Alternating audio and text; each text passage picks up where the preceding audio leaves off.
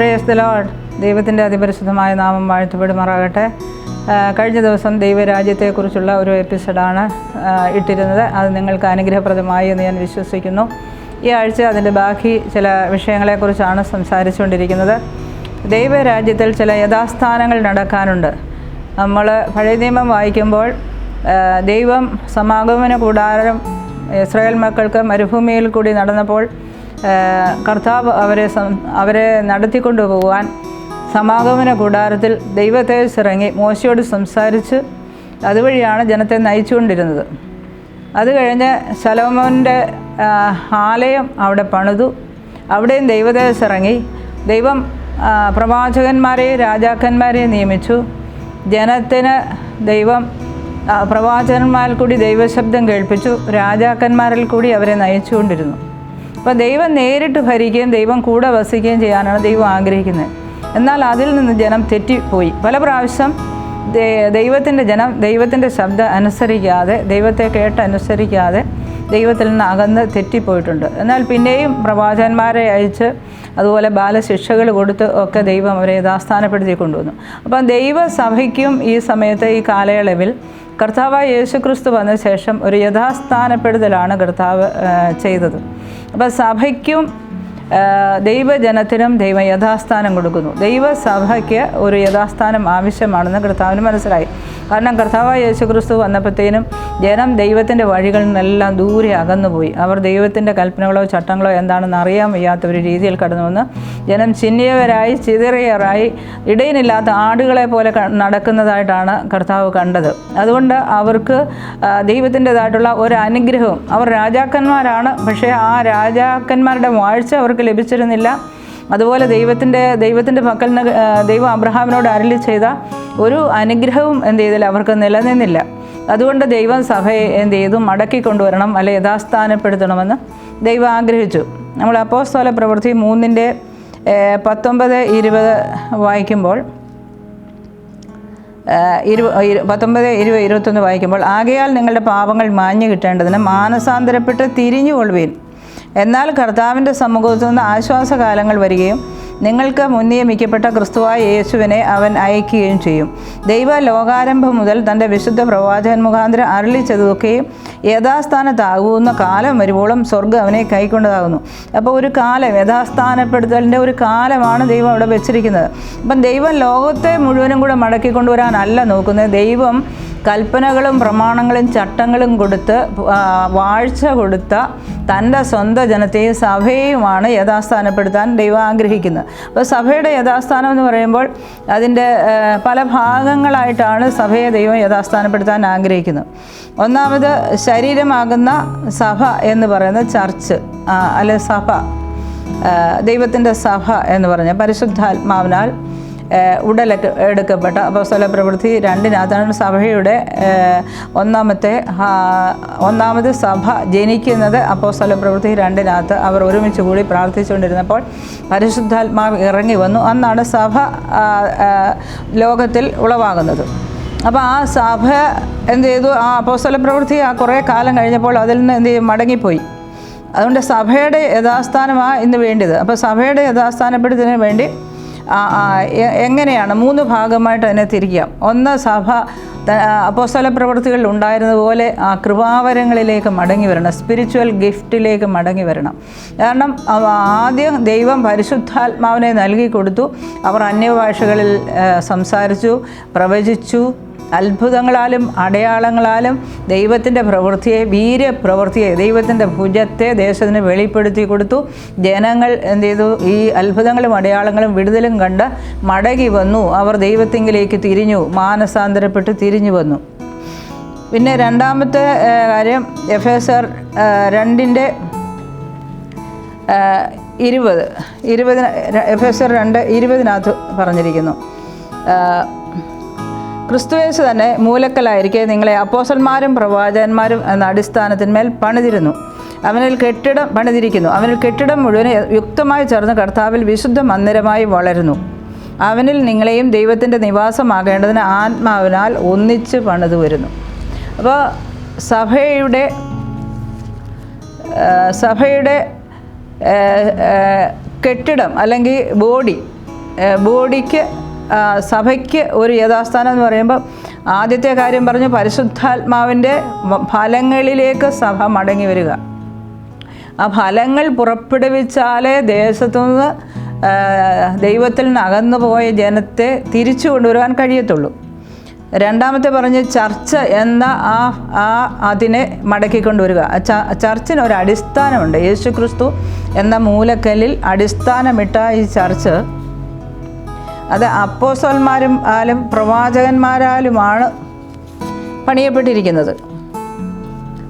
അപ്പോൾ അപ്പോസ്തലന്മാരെയും പ്രവാചകന്മാരെയും ഇത് നമ്മൾ നോക്കുമ്പോൾ ഒത്തിരി ചർച്ചകളുണ്ടെങ്കിലും ഒരു അടിസ്ഥാനമില്ലാത്ത പോലെ പോകുന്നതായിട്ട് നാം കാണുന്നു. അപ്പോൾ അപ്പോസ്തലന്മാർ ഉണ്ടാകണം, പ്രവാചകന്മാരുണ്ടാകണം, സഭയ്ക്ക് ആലോചന ദൈവത്തിൽ നിന്ന് ലഭിക്കണം, പരിശുദ്ധാത്മാവ് ആലോചന തരണം. അതിൻ്റെ 21-ാം വാക്യം പറഞ്ഞ അവനിൽ ക്രിസ്തു യേശുവിലാണ് ഈ കെട്ടിടം മുഴുവനും യുക്തമായി ചേർന്ന് കർത്താവിൽ വിശുദ്ധ മന്ദിരമായിട്ട് വളരുന്നത്. അപ്പോൾ സഭ നമ്മൾ ഓരോരുത്തരും ഓരോ മന്ദിരമാണ്, കർത്താവിൻ്റെ ആലയമാണ്, മന്ദിരമാണെന്ന് നമ്മൾ കണ്ടു. അതുകൂടാതെ സഭയാകുന്ന ആലയമുണ്ട്.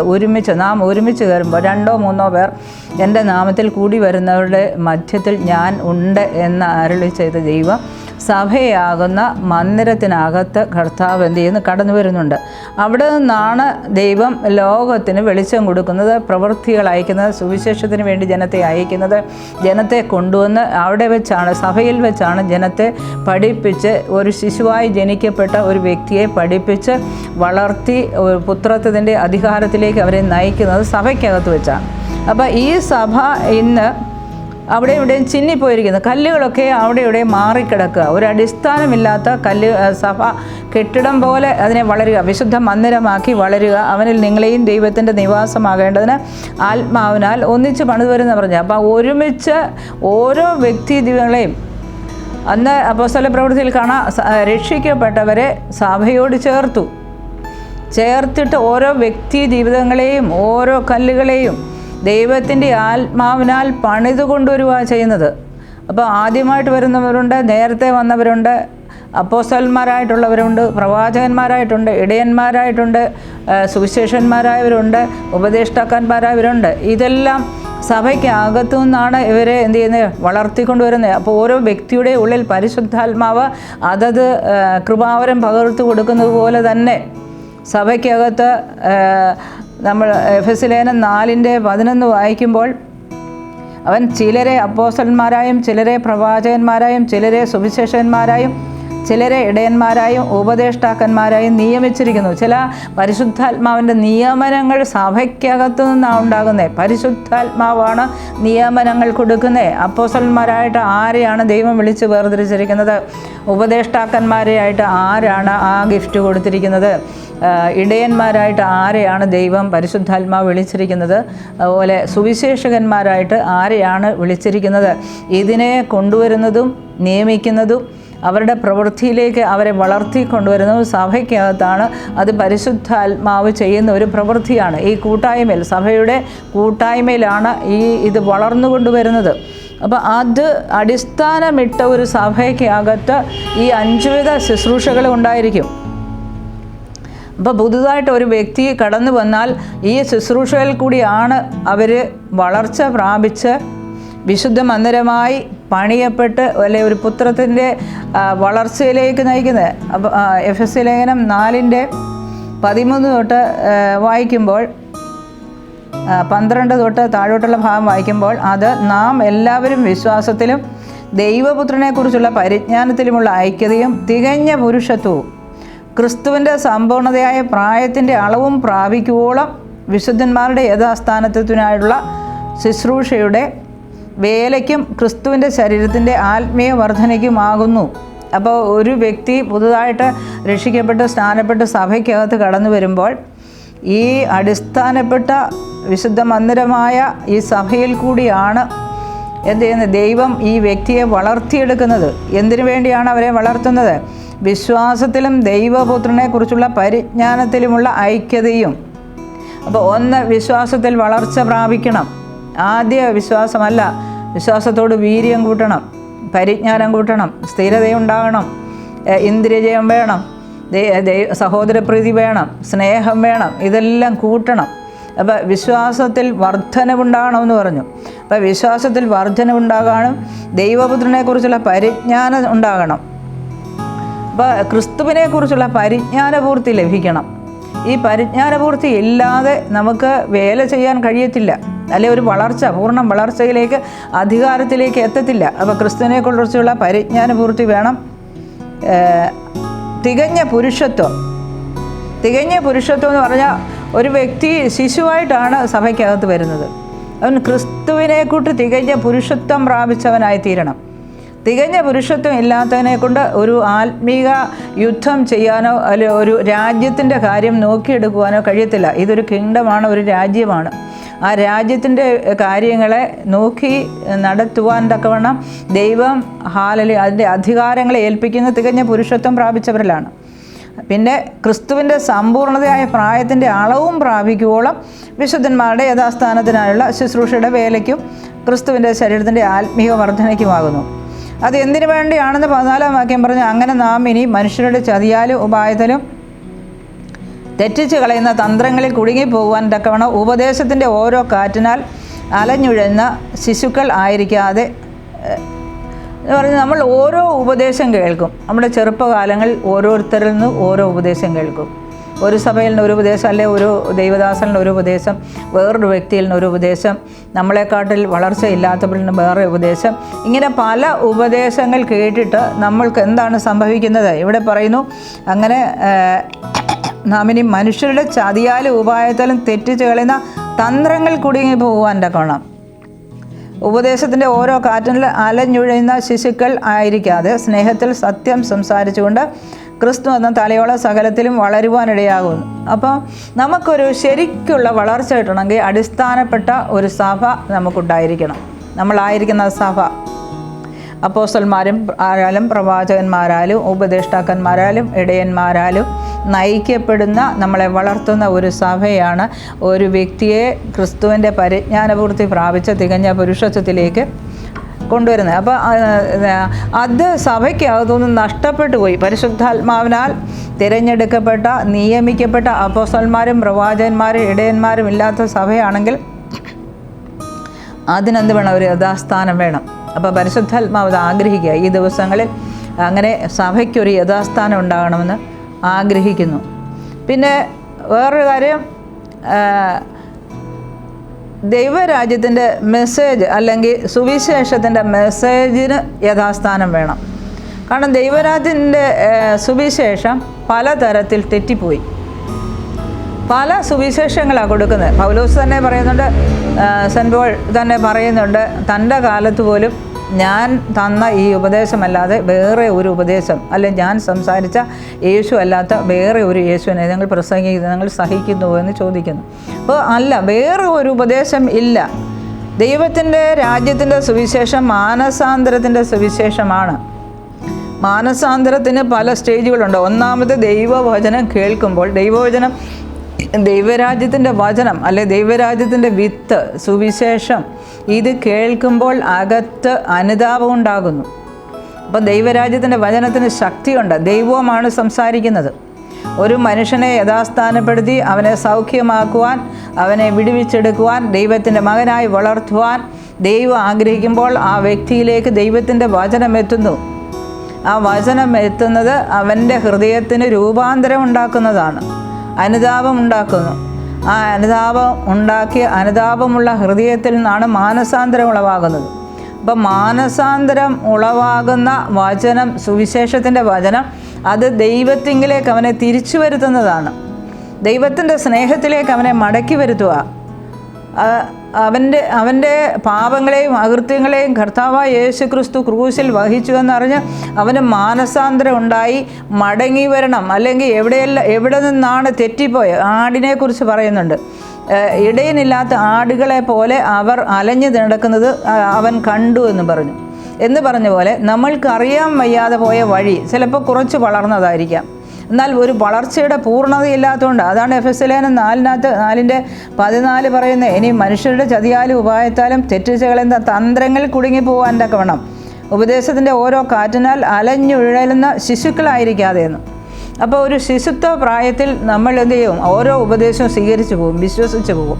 ഏത് വിശ്വസിക്കണം, ഏത് വിശ്വസിക്കേണ്ട, ഏതാണ് ദൈവത്തിൻ്റെ ഉപദേശം, അടുത്ത വളർച്ചയിലേക്കുള്ള ഉപദേശം ഏതാണ് നമുക്ക് തിരിച്ചറിയാൻ കഴിയാതെ തന്ത്രങ്ങളിൽ കുടുങ്ങിപ്പോകുമെന്ന് പറഞ്ഞു. അപ്പോൾ അങ്ങനെ തെറ്റിപ്പോകാതിരിക്കാൻ ദൈവം അവനെ യഥാസ്ഥാനപ്പെടുത്തി കൊണ്ട് വളർത്തിയെടുക്കുവാൻ തക്കതായ ഒരു സഭയിൽ അല്ലെ ഒരു ഇടയൻ്റെ കൈക്കീഴിലായിരിക്കാനാണ് ദൈവം ആ വ്യക്തിയെക്കുറിച്ച് ആഗ്രഹിക്കുന്നത്. അപ്പോൾ എത്ര വളർച്ച എന്നാലും എത്ര നാളായിരുന്നെന്ന് പറഞ്ഞാലും നമുക്ക് മാനസാന്തരം ആവശ്യമാണ്, അല്ലെങ്കിൽ അനുതാപം നമുക്ക് ആവശ്യമാണ്. ആ മാനസാന്തരപ്പെടും ഓരോ വചനം കേൾക്കുമ്പോൾ ദൈവത്തിൻ്റെ വചനം ജീവനും ചൈതന്യമുള്ളതാണ്. അത് ഇരുവായത്തിലുള്ള ഏത് വാളിനേക്കാളും മൂർച്ചയേറിയതാണ്. അത് പ്രാണനെ മജ്ജകളെയും വേർതിരിക്കുന്നിടം വരെ തുളച്ചു ചെല്ലുന്നതാണ്. അത് ഹൃദയത്തിലെ ചിന്തകളെയും ഭാവങ്ങളെയും എല്ലാം വിവേചിക്കുന്നതാണ്. അപ്പോൾ നമ്മുടെ ഹൃദയത്തിൻ്റെ ചിന്തകളെയും ഭാവങ്ങളെയും വിവേചിച്ച് നമുക്ക് എന്തുകൊണ്ടാണ് ഇങ്ങനെ അലഞ്ഞു തിരിഞ്ഞ് നടക്കുവാൻ ഇടയാകുന്നത്, എന്തുകൊണ്ടാണ് ആ പൂർണ്ണത, അനുഗ്രഹത്തിൻ്റെ പൂർണ്ണതയിലേക്ക് നമുക്ക് എത്തപ്പെടുവാൻ കഴിയാത്തത്, ആ അധികാരത്തിലേക്ക് നമുക്ക് എത്തപ്പെടുവാൻ കഴിയത്തില്ല, എവിടെയാണ് നമ്മൾ തെറ്റിപ്പോയത്? അപ്പോൾ കൂരിരുട്ട് മൂടുന്ന പോലെ ചിലപ്പോൾ നമ്മൾ എന്ത് ചെയ്യും? ഒരു ഇരുട്ട് വന്ന് മൂടുന്ന പോലെ നമ്മുടെ ഹൃദയങ്ങൾ മൂടുപടം വീഴും. തെറ്റിയ തന്ത്രങ്ങൾ, തെറ്റിയ വചനത്തിൽ, തെറ്റിയ ആൾക്കാരുടെ കൂട്ടത്തിൽ നമ്മളായിപ്പോകും. അത് ആടുകളെ പോലെ തെറ്റിപ്പോകുമെന്ന് പറഞ്ഞു. എന്നാൽ അതിനകത്തുനിന്ന് ആ ഇരുട്ടിൽ നിന്ന് നമ്മളെ പുറത്തു കൊണ്ടുവരുന്ന ദൈവവചനം എത്തുമ്പോഴാണ്. വചനം വെളിച്ചമാണ്. ആ വചനം, ശരിക്കുള്ള വചനം നമ്മളിൽ എത്തുമ്പോൾ നമുക്ക് എന്തുകൊണ്ട് മാനസാന്തരം ഉണ്ടാകും. ആ വചനം നമ്മുടെ ഹൃദയത്തിൻ്റെ ചിന്തകളെയും ഭാവങ്ങളെയും മാറ്റി മറിച്ച് ശരിയായ ചിന്ത, ദൈവത്തിൻ്റെ വചനം ഒരിക്കലും തെറ്റു പറയത്തില്ല. യോഹന്നാൻ്റെ ലേഖനത്തിൽ പറഞ്ഞുകൊണ്ട് നമുക്ക് തന്നിരിക്കുന്ന അഭിഷേകം നമ്മളെ നേരെ നടത്തുന്ന ഒരു അഭിഷേകമാണ്. സത്യത്തിൻ്റെ ആത്മാവെന്നൊരു കാര്യസ്ഥനെയാണ് നമ്മുടെ ഉള്ളിൽ തന്നിരിക്കുന്നത്. ആ കാര്യസ്ഥന് ഒരിക്കലും ഭോഷ്കു പറയത്തില്ല എന്ന് പറഞ്ഞു. അപ്പോൾ സത്യത്താൽ നമ്മൾ വഴി നയിക്കപ്പെടുമ്പോൾ, സത്യവചനം നമ്മൾ കേൾക്കുമ്പോൾ നമുക്ക് മാനസാന്തരം ഉണ്ടാകും, അനുതാപം ഉണ്ടാകും. അതിൽ നിന്ന് നമ്മൾ മടങ്ങി വരും. ആ മടങ്ങി വരേണ്ടുന്ന വചനങ്ങളെയാണ് നമുക്ക് ലഭിക്കേണ്ടത്.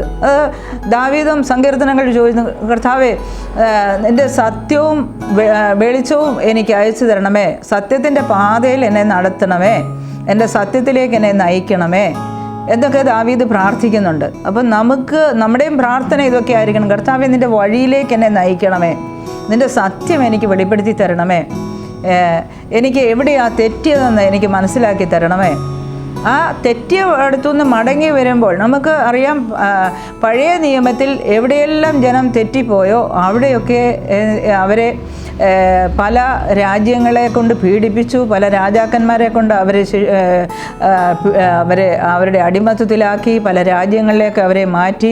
അവരാലൊക്കെ പീഡനവും കഷ്ടവും അനുഭവിച്ചു കഴിയുമ്പോൾ ഇസ്രായേൽ മക്കൾ നിലവിളിക്കും. ദൈവം അവർക്ക് പ്രവാചകന്മാരെ അയച്ചു കൊടുക്കും. നിങ്ങൾ ഇന്നന്യ കാര്യത്തിലാണ് മടങ്ങിപ്പോയിരിക്കുന്നതെന്ന് അവർക്ക് മനസ്സിലാക്കി കൊടുത്ത് അവർ പൂർണ്ണ ഹൃദയത്തോട് ദൈവത്തിലേക്ക് തിരിയുമ്പോൾ ദൈവം അവർക്ക് എന്ത് ചെയ്യും? അവരോട് ക്ഷമിച്ച്, അവരോട് അനുദപിച്ച് അവർക്ക് വിടുതൽ കൊടുക്കുന്ന ഒരു ദൈവമാണ്. അതുപോലെ തന്നെയാണ് നമ്മൾ പുതിയ നിയമത്തിൽ നമ്മൾ എന്ത് ചെയ്യുന്നത്? യഥാസ്ഥാനമില്ലാതെ നമ്മൾ ചിലപ്പോൾ നമുക്ക് വഴി അറിയാതെ നമ്മൾ തെറ്റിപ്പോകുന്നു. അപ്പോൾ നമുക്ക് അത് നിമിത്തം ഉണ്ടാകുന്ന ചിലപ്പോൾ രോഗങ്ങളായിരിക്കും, പീഡനങ്ങളായിരിക്കും, ചിലപ്പോൾ നഷ്ടങ്ങളായിരിക്കും നമ്മുടെ ജീവിതത്തിൽ വന്നുകൊണ്ടിരിക്കുന്നത്. അതിനുവേണ്ടി, അതിൻ്റെ പരിഹാരത്തിന് വേണ്ടി നാം മറ്റു കുറുക്കുവഴികളല്ല കണ്ടുപിടിക്കേണ്ടത്. നാം നേരെ ദൈവത്തിൻ്റെ സന്നിധിയിലേക്ക് ചെല്ലണം, പരിശുദ്ധാത്മാവിൻ്റെ അടുക്കിലേക്ക് അടുത്ത് ചെല്ലണം. നാം ചോദിക്കണം, കർത്താവെ, എവിടെയാണ് ഞാൻ തെറ്റിപ്പോയിരിക്കുന്നത്? എന്നെ ഒന്ന് മടക്കി വരുത്തണമേ കർത്താവെ, എന്നെ ഒന്ന് യഥാസ്ഥാനപ്പെടുത്തണമേ. എവിടെ നിന്നാണ് ഞാൻ അകന്നു പോയിരിക്കുന്നത്? ഏത് വഴിയാണ് എനിക്ക് തെറ്റിപ്പോയിരിക്കുന്നത്? എനിക്കൊന്ന് കാണിച്ചു തരണമെന്ന് ചോദിച്ചാൽ തീർച്ചയായും ദൈവം എന്ത് ചെയ്യും? നമുക്ക് വഴി കാണിച്ചു തരുന്ന ദൈവമാണ്. അതുകൊണ്ട് നമ്മൾ ഈ ദിവസങ്ങളിൽ, പ്രത്യേകിച്ച് ഈ കാലയളവ് എന്ന് പറഞ്ഞാൽ ഇരുട്ടിൻ്റെ ശക്തികൾ വളരെ ഉള്ള ഒരു സമയമാണിത്. അപ്പം നമ്മൾ ആ ഇരുട്ടിൻ്റെ കൂട്ടത്തിൽ നടക്കാതെ നമ്മളെ ദൈവത്തിൻ്റെ വഴിയിൽ കൂടി തിരിച്ചുകൊണ്ട് പോകേണ്ടതിന്, ദൈവത്തിൻ്റെ ഹിതം മനസ്സിലാക്കേണ്ടതിന് പരിശുദ്ധാത്മാവുമായി അടുത്തിരുന്ന്, അല്ലെങ്കിൽ നമുക്ക് അഭിഷേകം ലഭിച്ച വ്യക്തികളാണെങ്കിൽ ആത്മാവിൽ സംസാരിച്ച്, നമുക്ക് ആത്മാവിൽ പ്രാർത്ഥിക്കാൻ ദൈവം കൃപ തന്നിട്ടുണ്ട്. ആത്മാവിൽ സംസാരിക്കാൻ, ദൈവത്തോട് സംസാരിക്കാൻ കൃപ തന്നിട്ടുണ്ട്. ആത്മാവിൽ പ്രാർത്ഥിക്കുകയും ആത്മാവിൽ സംസാരിക്കുകയും ചെയ്യുമ്പോൾ നമുക്ക് ദൈവം വെളിപ്പെടുത്തി തരും. നമ്മുടെ വഴികളെ നമുക്ക് മനസ്സിലാക്കി തരും. ഞങ്ങളുടെ ദൈവസന്നിധിയിൽ നമുക്ക് ഏറ്റുപറയാൻ പറ്റും. യെശയ്യാ പ്രവാചകൻ്റെ പുസ്തകം 55-ാം അധ്യായത്തിൽ അതിൻ്റെ 8-ാം വാക്യം പറയുന്നു, എൻ്റെ വിചാരങ്ങൾ നിങ്ങളുടെ വിചാരങ്ങളല്ല, നിങ്ങളുടെ വഴികൾ എൻ്റെ വഴികളുമല്ല എന്ന് യഹോവ അരുളിച്ചെയ്യുന്നു. ആകാശം ഭൂമിക്ക് മീതെ ഉയർന്നിരിക്കുന്ന പോലെ എൻ്റെ വഴികൾ നിങ്ങളുടെ വഴികളിലും എൻ്റെ വിചാരങ്ങൾ നിങ്ങളുടെ വിചാരങ്ങളിലും ഉയർന്നിരിക്കുന്നു. അപ്പം ദൈവത്തിൻ്റെ വഴിയും വിചാരങ്ങളും നമ്മുടെ വിചാരങ്ങളിലും വഴികളിൽ നിന്നും ഉയർന്നിരിക്കുന്നതാണ്. ചിലപ്പോൾ നമുക്ക് ആ വഴി മനസ്സിലാക്കുവാൻ കഴിയാത്ത സാഹചര്യമാണെങ്കിൽ തീർച്ചയായും ദൈവസനയിൽ വചനവുമായി പരിശുദ്ധാത്മാവുമായി അവിടെ ഇരിക്കുമ്പോൾ, പരിശുദ്ധാത്മാവിൻ്റെ അടുക്കിരിക്കുമ്പോൾ നമുക്ക് വഴി കാണിച്ചു തരും. അവൻ ധാരാളം ക്ഷമിക്കുന്ന ദൈവമാണ്. അവൻ്റെ അടുക്കിലേക്ക് നാം മടങ്ങി വരികയായിരുന്നു ചെയ്യേണ്ടത്. അപ്പം നമുക്ക് ഒരു മടങ്ങിവരവുണ്ട്. അപ്പം റിസ്റ്റോറേഷൻ ഓഫ് മെസ്സേജ് എന്ന് പറഞ്ഞാൽ, ദൈവരാജ്യത്തിൻ്റെ സുവിശേഷം എന്ന് പറഞ്ഞാൽ, നമ്മൾ സുവിശേഷം അറിയിക്കുമ്പോൾ വേറൊന്നും കൊണ്ടും സുവിശേഷം അറിയിച്ചാൽ ജനത്തിന് മാനസാന്തരം ഉണ്ടാകത്തില്ല. സുവിശേഷത്തിന് മാനസാന്തരം ഉണ്ടാകണമെങ്കിൽ സത്യദൈവത്തിൻ്റെ സത്യവചനത്തെ കൊടുത്തെങ്കിൽ മാത്രമേ ജനത്തിന് മാനസാന്തരം ഉണ്ടാകത്തുള്ളൂ. ദൈവമാണ് മനുഷ്യനെ സൃഷ്ടിച്ചിരിക്കുന്നത്. ആ സൃഷ്ടിച്ചിട്ട് അവന് ചിന്തകളും ആലോചനകളും, അല്ലെ ദേഹി എന്ന അകത്തെ മനുഷ്യനെ കൊടുത്തിരിക്കുന്നത് ദൈവമാണ്. ആ അകത്തെ മനുഷ്യൻ്റെ മടങ്ങി വരും. നമ്മുടെ പഴയ മനുഷ്യൻ്റെ ഹൃദയം എന്ന് പറഞ്ഞാൽ കഠിന മനസാക്ഷിയാണ്. ഈ മനസാക്ഷിക്കാണ് മാനസാന്തരം ഉണ്ടാകേണ്ടത്. ഈ മനസാക്ഷിക്ക് മാനസാന്തരം ഉണ്ടാകാൻ വേണ്ടി നമുക്ക് എന്തെങ്കിലും കൊടുത്താൽ ആ സുവിശേഷം കൊണ്ട് മനുഷ്യന് മാനസാന്തരം ഉണ്ടാകത്തില്ല. നമ്മൾ ഇന്നത് കൊടുക്കാം, സമ്പത്ത് കൊടുക്കാം, അല്ലെ വീട് കൊടുക്കാം, അല്ലെ ഇന്ന സാധനങ്ങൾ കൊടുക്കാം, ഇത് ചെയ്തു കൊടുക്കുക എന്ന് പറഞ്ഞാൽ അത് നമ്മുടെ ഒരു പ്രവൃത്തികൾ മാത്രമാണ്. അതുകൊണ്ടല്ല, മനുഷ്യൻ്റെ മനസാക്ഷിക്ക് മാനസാന്തരം ഉണ്ടാകണം. റോമാലേഖനം 15-ാം വാക്യം തൊട്ട് വായിക്കുമ്പോൾ, എങ്കിലും ജാതികളെന്ന വഴിപാട് പരിശുദ്ധാത്മാവിനാൽ വിശുദ്ധീകരിക്കപ്പെട്ട് പ്രസാദകരമായി തീരുവാൻ ഞാൻ ദൈവത്തിൻ്റെ സുവിശേഷഘോഷണം പുരോഹിതനായി അനുഷ്ഠിച്ചുകൊണ്ട് ജാതികൾ ക്രിസ്തുയേശുവിൻ്റെ ശുശ്രൂഷനായിരിക്കേണ്ടതിന് ദൈവം എനിക്ക് നൽകിയ കൃപ നിമിത്തം നിങ്ങളെ ഓർമ്മപ്പെടുത്തും വണ്ണം ഞാൻ ചിലയിടത്ത് അതിധൈര്യമായി നിങ്ങൾക്ക് എഴുതിയിരിക്കുന്നു. അതിൻ്റെ 18-ാം വാക്യം ഇങ്ങനെ പറയുന്നു: ക്രിസ്തു ഞാൻ മുഖാന്തരം ജാതികളുടെ അനുസരണത്തിനായിട്ട് വചനത്താലും പ്രവൃത്തിയാലും അടയാളങ്ങളുടെയും അത്ഭുതങ്ങളുടെയും ശക്തി കൊണ്ടും പരിശുദ്ധാത്മാവിൻ്റെ ശക്തി കൊണ്ടും പ്രവർത്തിച്ചാൽ അതല്ലാതെ മറ്റൊന്നും മിണ്ടുവാൻ ഞാൻ തുനിയുന്നില്ല. അപ്പോൾ നമ്മുടെ ഈ പഴയ മനുഷ്യൻ്റെ മനസ്സാക്ഷി എന്ന് പറഞ്ഞാൽ അത് ദൈവത്തോട് ശത്രുത്വം നിൽക്കുന്ന ഒരു മനസ്സാക്ഷിയാണ്. അവിടെയാണ് നമ്മൾ മാനസാന്തരപ്പെട്ട് ചിലപ്പോൾ ദൈവരാജ്യത്തിലായത്. ദൈവരാജ്യത്തിൽ വന്നു നമ്മൾ വളർച്ചയില്ലാതെ ശിശുക്കളെ പോലെ നടക്കുന്ന സമയത്തും നമുക്ക് എന്ത് തന്നെ വേണം, ഈ മനസ്സാക്ഷിക്ക് വ്യത്യാസം ഉണ്ടാകണമെന്നുണ്ടെങ്കിൽ ഇവിടെ പറയുന്നു വചനത്തിൻ്റെ ശക്തി വേണം, പരിശുദ്ധാത്മാവിൻ്റെ ശക്തി വേണം, അത്ഭുതങ്ങളുടെയും അടയാളങ്ങളുടെയും ശക്തി വേണം. ഇതുകൊണ്ടാണ് നമ്മുടെ അനുസരണം പഠിക്കുന്നത്. ഇവിടെ പറയുന്ന ജാതികളുടെ അനുസരണം. ജാതികൾ എന്ന് പറഞ്ഞാൽ എല്ലാവരും ജാതികൾ തന്നെ, യഹൂദന്മാരല്ല. യഹൂദന്മാർക്ക് കൊടുത്ത പ്രമാണം വേറെ, ന്യായപ്രമാണം. അത് പുറത്തുനിന്ന് അകത്തോട്ട് അവർക്ക് കൊടുക്കുന്ന പ്രമാണമായിരുന്നു. ഇത് നമ്മൾ അകത്തുനിന്ന് പുറത്തേക്ക് അനുസരിക്കേണ്ട, അല്ലെ പരിശുദ്ധാത്മാവ് ക്രിയ ചെയ്ത് നമുക്ക് അനുസരിക്കേണ്ട ചില കാര്യങ്ങളാണ് ഈ പ്രമാണം എന്ന് പറയുന്നത്. അപ്പോൾ അതുകൊണ്ട് നാം അനുസരണത്തിലേക്ക് വരേണ്ടതിന്, അല്ലെ യഥാസ്ഥാനപ്പെടേണ്ട, എവിടെ വെച്ച് നമ്മുടെ വഴി മുറിഞ്ഞു പോയാലും എവിടെ വെച്ച് തെറ്റിപ്പോയാലും നാം അനുസരണത്തിലേക്ക് മടങ്ങി വരണമെങ്കിൽ, നമ്മുടെ മനസ്സാക്ഷി അനുസരണത്തിലേക്ക് കൊണ്ടുവരണമെന്നുണ്ടെങ്കിൽ നാം നമുക്ക് ലഭിക്കണം? ഒന്ന്, നമുക്ക് വചനത്തിൻ്റെ ശക്തി വേണം. വചനം, കറക്റ്റായിട്ടുള്ള വചനം നമ്മുടെ ഹൃദയത്തോട് ഇടപെടും. ആ സമയത്ത് നമ്മൾക്ക് മടങ്ങി വരവ് തോന്നും. രണ്ടാമത്തേത്, പരിശുദ്ധാത്മാവിൻ്റെ ശക്തി വേണം. പരിശുദ്ധാത്മാവിൻ്റെ ശക്തി ഉണ്ടെങ്കിലേ നമുക്ക് അനുസരണത്തിലേക്ക് നമ്മൾ മടങ്ങി വരത്തുള്ളൂ. മൂന്നാമത്, അത്ഭുതങ്ങളുടെയും അടയാളങ്ങളുടെയും പ്രവൃത്തി നമ്മുടെ ജീവിതത്തിലുണ്ടാകണം. ഏത് വിഷയത്തിലാണ് ഞാൻ കുരുങ്ങിക്കിടക്കുന്നത്, അവിടെ ഒരു അത്ഭുതം സംഭവിക്കണം. കാരണം ഇരുട്ട് വന്നെ മൂടിയിരിക്കുക. ആ ഇരുട്ടിനെ മാറ്റുവാൻ അത്ഭുതങ്ങളുടെയും അടയാളങ്ങളുടെയും ശക്തി നമ്മുടെ ജീവിതത്തിലുണ്ടാകണം.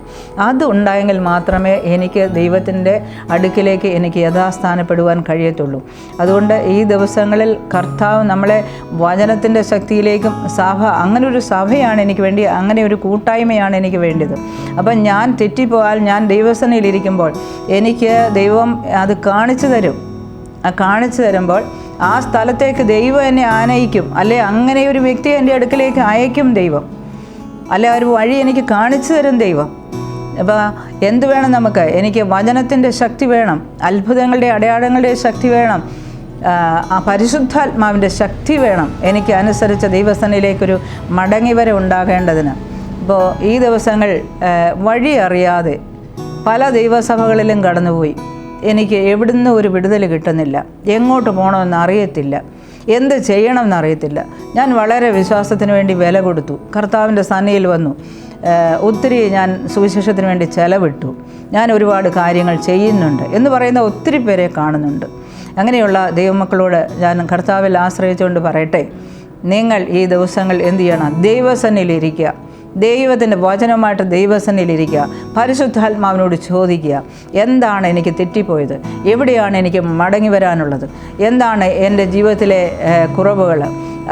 ഈ ദിവസങ്ങൾ ദൈവം നമ്മളെ യഥാസ്ഥാനപ്പെടുത്തുവാൻ ആഗ്രഹിക്കുന്നു. എല്ലാവരെയും, ഒരാൾ പോലും തെറ്റിപ്പോകാൻ ദൈവം ആഗ്രഹിക്കുന്നില്ല.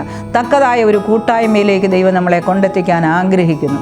അതുപോലെ നാം മടങ്ങി വരേണ്ടതിനും, അല്ലെ നമ്മൾ വേല ചെയ്തുകൊണ്ടിരിക്കുകയായിരുന്നു, എവിടെ വെച്ചാണ് എനിക്ക് തെറ്റുപറ്റിപ്പോയത്, എവിടെയാണ് എനിക്ക് ഇരുട്ട് വന്നു എന്നെ മൂടിയത്, എന്നാൽ ആ പ്രകാശത്തിലേക്ക് എന്നെ നയിക്കണമേ എന്ന് ദൈവസന്നിധിയിൽ പ്രാർത്ഥിക്കുമ്പോൾ ദൈവം അതിൻ്റെ വലുതായിട്ടുള്ള വഴികളെ കാണിച്ചു തരും.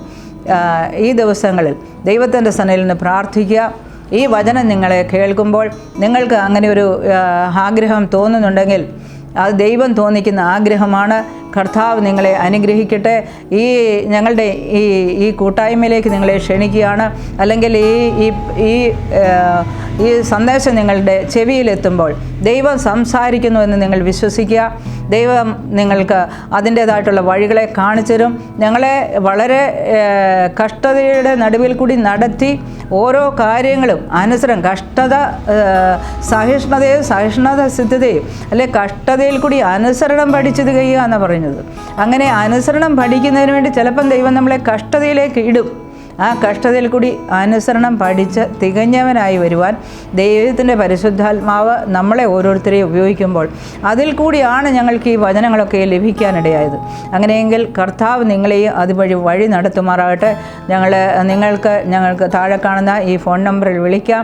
ഏതെങ്കിലും തടസ്സങ്ങൾ നിങ്ങളുടെ ജീവിതയാത്രയിൽ, അതെ ഇത്രയും നാൾ പ്രവർത്തിച്ചിട്ട് എനിക്കതിൻ്റെതായിട്ടുള്ളൊരു ഫലം കാണുന്നില്ല, എനിക്ക് വഴി അറിയത്തില്ല, എനിക്ക് ആലോചന പറഞ്ഞു തരാൻ ആരുമില്ല, അല്ലെങ്കിൽ എനിക്കിത് വേണം എന്ന് ആഗ്രഹിക്കുന്നവർക്കൊക്കെയും ഞങ്ങളെ വിളിക്കുകയും താഴെ കാണുന്ന ഫോൺ നമ്പറിൽ നിങ്ങൾക്ക് വിളിക്കുകയും ചെയ്യാം. ഞങ്ങൾ നിങ്ങൾക്ക് വേണ്ടി പ്രാർത്ഥിക്കാം. പ്രാർത്ഥനാ വിഷയങ്ങളെ ഏൽപ്പിക്കുക.